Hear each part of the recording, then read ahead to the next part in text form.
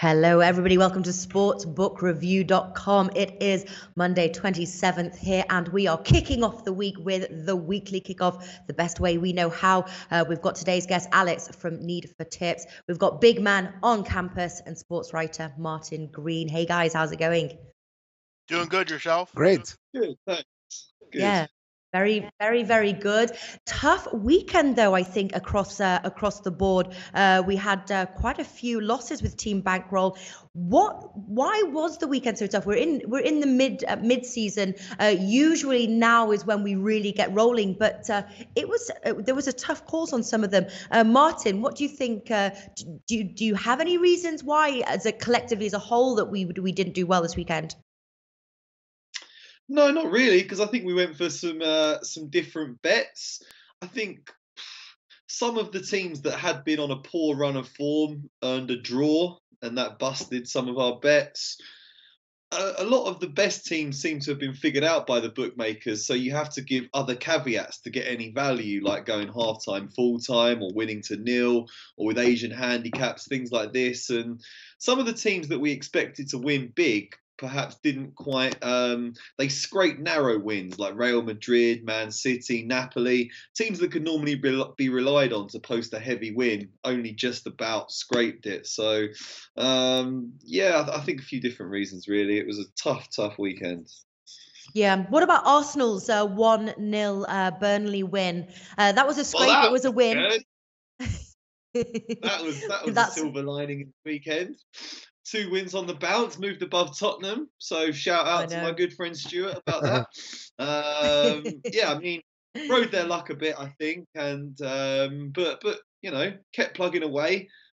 Bit fortunate with the late last minute penalty, but looking at the replay, it definitely was a penalty. It shows you can't switch off, and yeah, it's nice to win ugly for a change in a really tough place like Turf Moor. Very precious 3 points. So yeah, top 4 battle is shaping up nicely. Definitely. Listen, we'll talk more about that in a minute. But Alex, how did you get on? Can you equate it to anything, or is it just a bad weekend? It was just a bad weekend, hopefully. I think that is the worst weekend in 2 years from my point of view. Wow. But we have to congratulate you because overall you are the only person coming on profit this weekend. Also on the Premier League Punters, also on the Best Bet show. All of us, all the rest of us were with minus. I was a disaster this weekend. Also in the Premier League Punters, also in the Best Bet show. Incredible results. Only some of the winners, for example, Lyon 5-0 over Nice. It was a really good winner, but that doesn't explain the whole situation. But you know what? Because I see also Martin Maura saying can't wait to hear their explanation for their lucky weekend. Lucky in brackets, you know. Yeah, it was an unlucky weekend, let's say it. Hopefully we will regain our units back in the midweek because we have 2 midweek, two rounds of fixtures of Premier League, 2 rounds also in Ligue, and the rest going further this week. Yeah. Big man, obviously now we've got 2 Premier League rundowns. We've got one straight after this show, and then we've got the next one. We've moved it to Thursday to make way for the midweek games. Is that a good thing when betting, or is it something to be cautioned with? Obviously, we've got teams that they're playing twice in 1 week. I don't have a problem with it. I mean, I think fitness-wise, maybe for the players it is, but I think for us, it's great. We have 2 days of or several days of Premier League, so I think for us, we're excited about it. For the players, it's probably going to be a little difficult. But I think you're back to your question on what happened over the weekend. I mean, Martin hit it perfectly. I mean, you look at a lot of the matches we had, Natalie, on the Premier League punters. A lot of us were on Chelsea. Plus the big price. They didn't get the job done. I took a shot with Bournemouth, gave them a shot again at a big price. You know, Leicester was a big price. All these plays were pretty big. Then the City loss was tough. So you know, there were a couple draws. I think there were 3 draws this weekend. And you know, again, you know, we're not going to have every week where we're in profit. I think if you're complaining about what we've done this year, we probably don't want you to listen anyway because you're just a negative person. So what are we up still, Natalie? 100 units? I don't think there's anything wrong with that. I'm just about to bring it up actually. I'm going to bring it up on screen for the Premier League punters show. We are up 34.6 units of profit, and then best bets there you can see 67.6 units of profit. For those who are new to the show, Premier League punters usually is at 2 p.m. Eastern time on a Wednesday, best bets 2 p.m. Eastern on a Thursday, except Premier League punters will be showing on a Thursday this week because of the midweek matches. And there overall there you can see our results. So we've got leading the way Martin, 32.6 units of profit. Myself trying to catch up. I don't know if I will, but there we go, 28.7, and so on and so forth. But a really, really great results there. Big man as well, doing great. Everyone's just doing fantastic. So really great to see that. I tell you what, the one thing that went well for me over the weekend is that I didn't play outright. A lot of my bets was actually both teams to score, if you remember. I just kept for going for both teams to score, and overall it won. It was profitable for me. So that's what went right, surprisingly. But listen, let's get on now. We're going to now talk about. We started off with Tottenham. Tottenham, obviously, we're talking about Tottenham. Tottenham obviously drew their match, a very surprising result, really, against West Brom.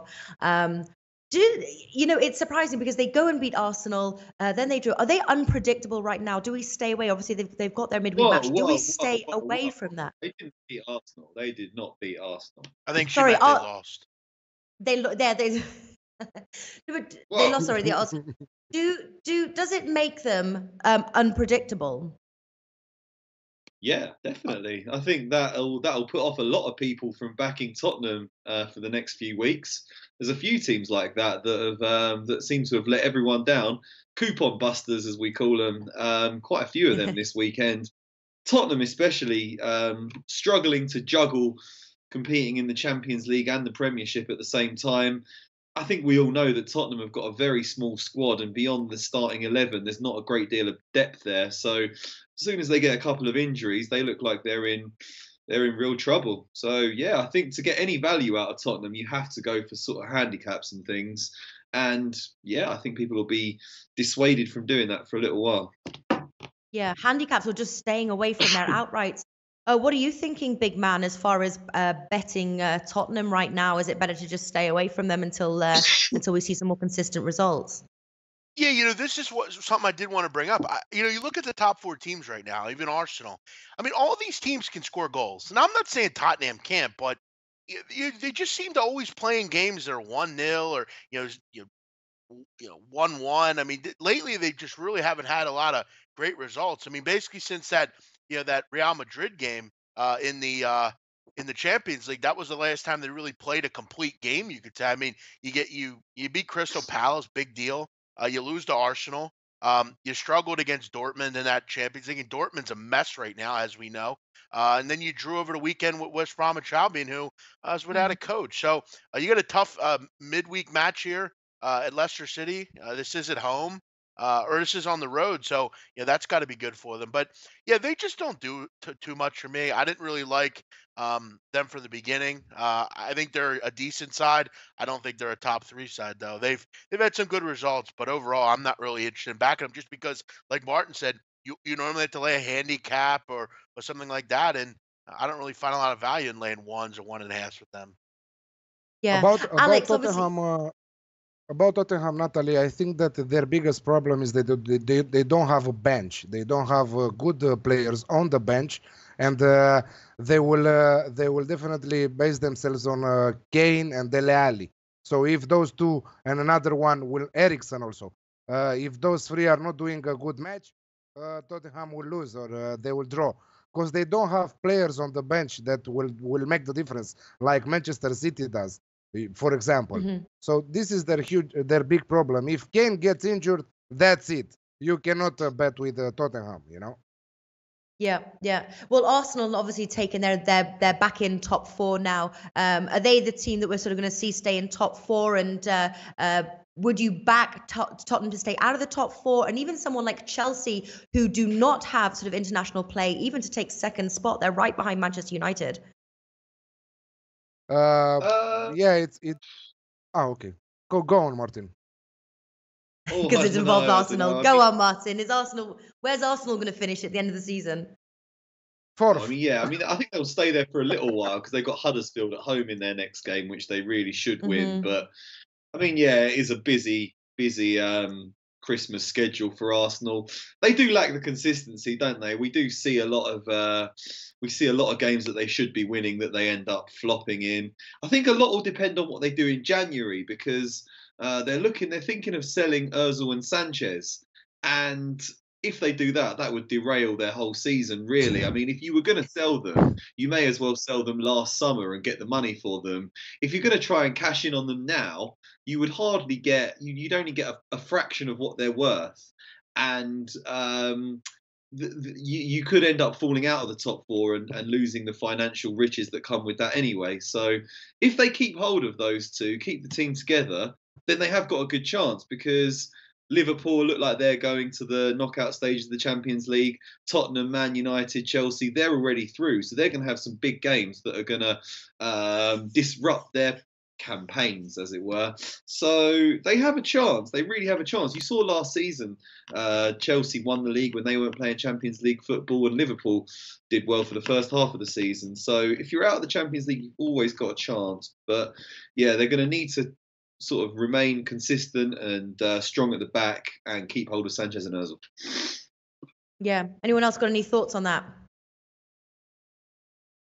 Yeah, I think it's, I want to give Martin, I don't want to say this much, but you got to give him a lot of respect for sticking with his side for so long. I mean, this is a hilarious team. I mean, you're finally in top four, and now you're thinking about selling your two best players. I mean, it just they make me physically sick. I don't know how you can actually root for this team. As far as the players are great, but it's just there's always something going on with this team. They're always trying to cook something up, and Martin's totally right. It's all going to be about can they keep the final two. They finally start to get the roster right. They finally start to get the starting 11 right, and now it's all about, oh well, how can we sell Alexis Sanchez and Mesut Ozil? Good idea. I'm sure that's going to work out well when you sell them. You'll go back to the seventh or eighth, and I won't win anything. When will this team wake up and just say, you know what, we're going to go for it this year because we're fourth right now. We're probably not going to get first, but we got to stay up. We got to stay in the top four. You're worried about selling your players, or you got to keep them. Do whatever you can to keep them. You have a ton of money in your reserve. What the hell are you waiting for? Keep them. What are you going to say about that, Martin? Well, that's exactly what I just said. We really should keep hold of Mesut Ozil and Alexis Sanchez in the January transfer window. I think you wouldn't get what they're worth now. They could have got 60 million for Alexis Sanchez in the summer, but they turned it down because they couldn't sign a replacement. But Martin, that's what I'm saying. They're so backwards. They're so backwards as a team. Yeah, I mean, it's just paper talk. No one at Arsenal has actually come out and said we're going to sell them both. But Barcelona are being linked with signing Ozil. Sanchez is talking about Paris Saint-Germain. But ultimately, it's up to Arsenal. So they have them under contract for the next 6 months. So if they put their foot down, they can keep hold of them. And I think they should, because otherwise it's going to be very difficult to secure quality replacements in January and bed them into the team in time to have a real push in the second half of the campaign. So makes sense to keep the team together and then rebuild next summer. Hopefully, when you've got the financial riches of Champions League football to use, to build on, and they'll be able to attract a better quality of player because of it. There we go. Listen, just want to shout out. Hang on. Sorry, Alex, we're just going to shout out because we've got to sort of wrap things up a little bit. We've got obviously some of our favourite bets. We have got the Premier League Punters show starting in about 30 minutes, and then we're going to look at some League bets as well. But just want to shout out to everybody watching. 66 at the moment, 20 thumbs up. Give us a thumbs up if you like what you're watching. Subscribe and hit the little bell so you get notified, or follow us on Twitter. We've got Jeff Naidu, we've got Alex Need for Tips, Martin W. Green, myself, Natalie Rydstrom. We send the links there before we start as well if you want to catch it. But big shout out, Zantio. Hey guys, looking good. We've got Arjun. Hi guys, Bruce, Spano. Hello everybody. Really appreciate all your comments there. Keep them coming. We try and answer them as much as we can. Also after the show as well, put them in the comment section. We do revisit that to answer. Alex, what were you going to say? I just wanted to say, okay, you will keep Sanchez and Ozil, but how much they will give their 100% till the end of the season? This is the big question here. Because yeah, for sure, you will not sell them in January. You will get less money in the summer. But how much they are willing to play for Arsenal right now? Because we know that they are not happy at the team. Maybe Wenger will push them a little bit to play at their best level. Of course, that Ozil will try to keep his pace because World Cup is coming. So he wants to join his teammates for Germany. I don't know what to say. I would sell them. I would sell them. Okay, there we go. Why not sell them Final. before the summer then? I mean, it makes no sense. You're getting nothing now for them. Like Martin said, you should have sold them before the summer. Stupid move. Well, I don't Very think they dumb. had somebody to replace them, right, Martin? Yeah, they tried to sign Thomas Lemar on the last day and it fell through, so they didn't sanction the sale of Sanchez in the end. But I mean, they could have sold him at the start of the summer and then set about rebuilding. Now they decided to keep them to have a push for the top four, so they need to stick to their guns, keep hold of them, and try to get back in that top four. They got a chance. They're outsiders, but they got a half decent chance. Yeah. Next talking obviously West Brom there, who drew to Tottenham. Looking set to appoint Alan Pardew. Is that a good move? Can that save them from relegation? What do you think, Martin? Yes, very much so. They haven't got a bad side, West Brom. They were up in the top half of the table for spells of last season. Pardew knows the Premiership very well. He's managed West Ham, Newcastle, and he had a real galvanising effect when he went to Crystal Palace a few years ago. He took over a team that was in relegation danger and got them right up the table. He's not a bad signing for a team of West Brom stature. They could do a lot worse, I think, than Pardew. Okay, we've got Jonathan Royston Ford is looking to put West Brom in a treble. Watford, West Brom, and West Ham. He says, why not? The Nat effect up to 28 likes from Ad Hoc. That's cool. Mr. Gogster 99. Hey guys, hey back to you. Thank you for watching.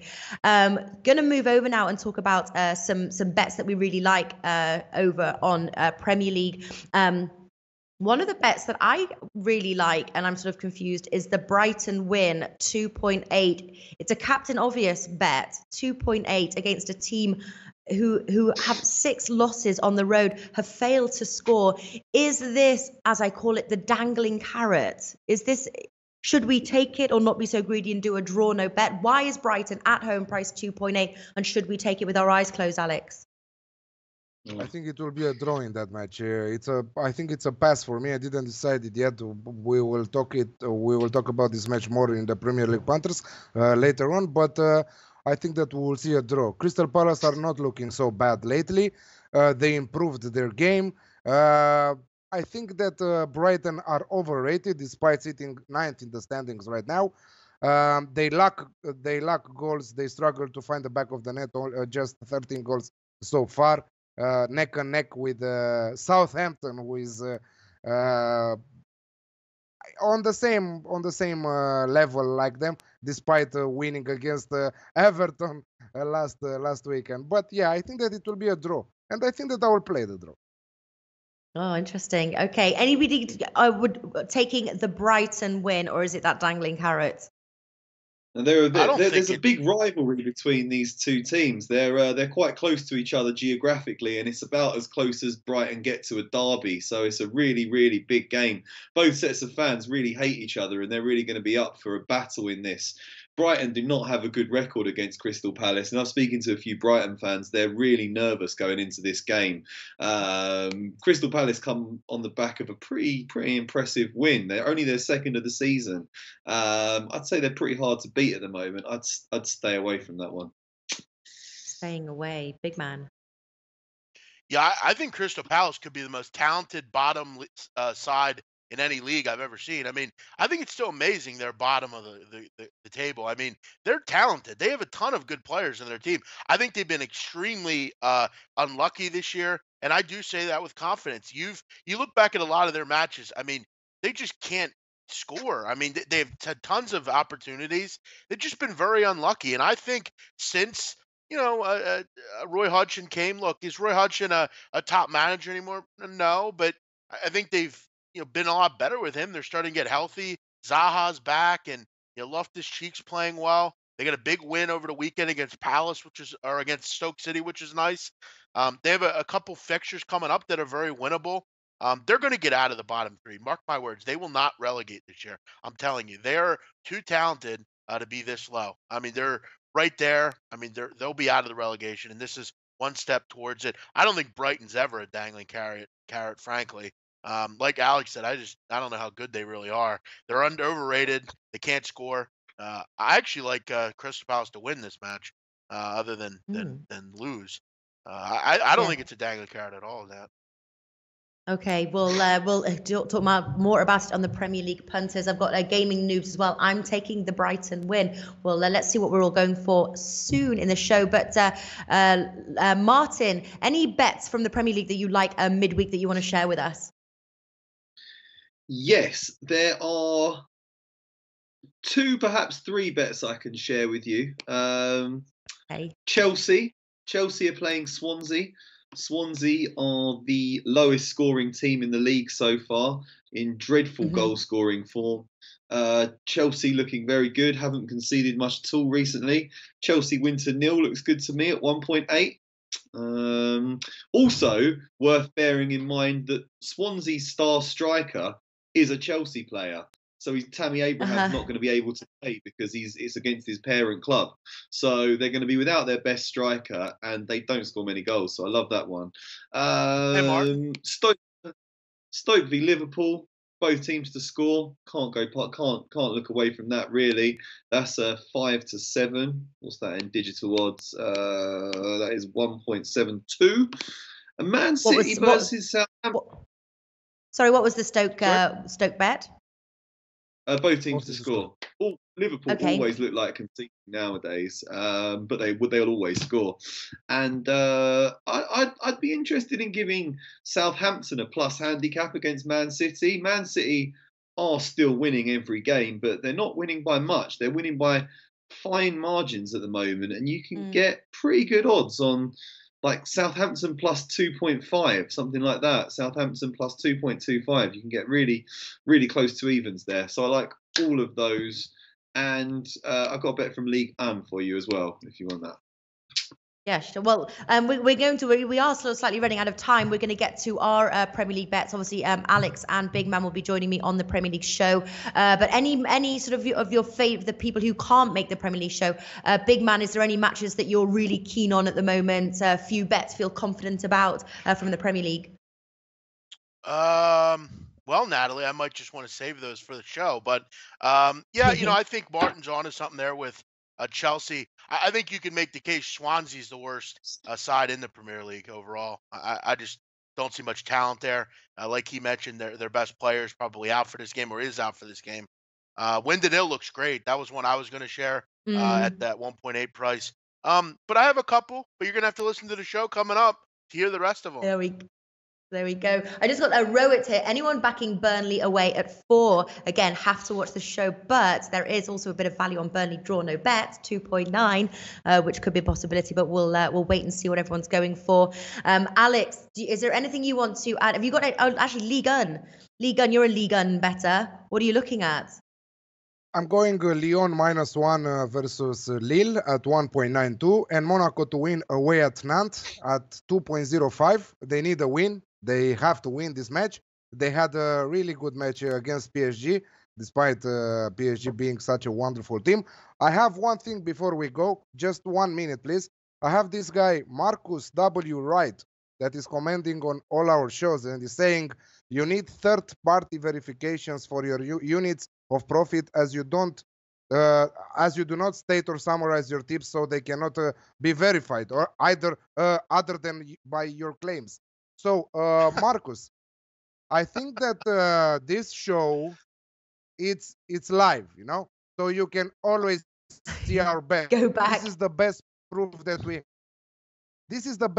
that we have, giving you the numbers that we are sharing with you. If you want to go back from the start of the season and note all the tips down that we gave on both our shows and do your own count, you're free to do that. But we are not lying, because these shows are on YouTube and you can verify them every time. Yeah, that's very true. And if you could tell me how much older I look than the start of the season, that would be good as well. Because it's been a tough few months, a lot of sleepless nights. And if you could also tell me why exactly you care so much, we'd like to know. I mean, you really would spend your days that you have on this earth. Now, keep in mind, we all are set aside a certain amount of time on this earth. You're actually going to set aside time to see if we lied about our games that we've given out live on the air. Marcus, it's time to find a hobby. Go out and find a girlfriend or something or whatever. It's time to get some friends, bro.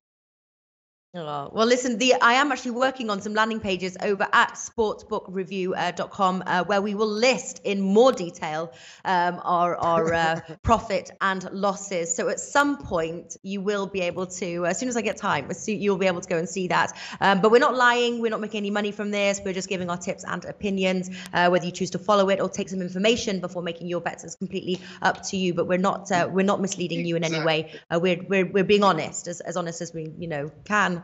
So not lying there. Yeah, and also having lots of fun doing it as well. I have to say it's a pleasure doing it, so I can't complain. But I have to say, Alex, going over to your bets, very similar here. I'm doing as well Lyon minus 1.5. I like that bet a lot, and Monaco away win. I like that one too. And then PSG, I think I'm doing. I'm just checking the value on this one. I think I wanted to do PSG in the over 2.5, but I bet that's like super low.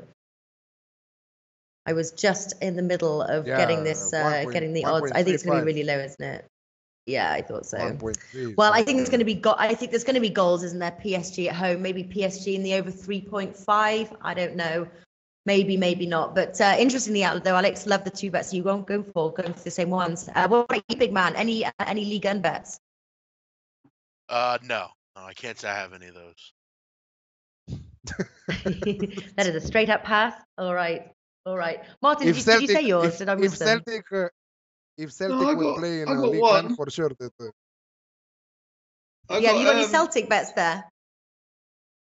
Celtic actually... to go the rest of the season unbeaten. Whatever you can get on that, go for it. No one in Scotland can touch Celtic.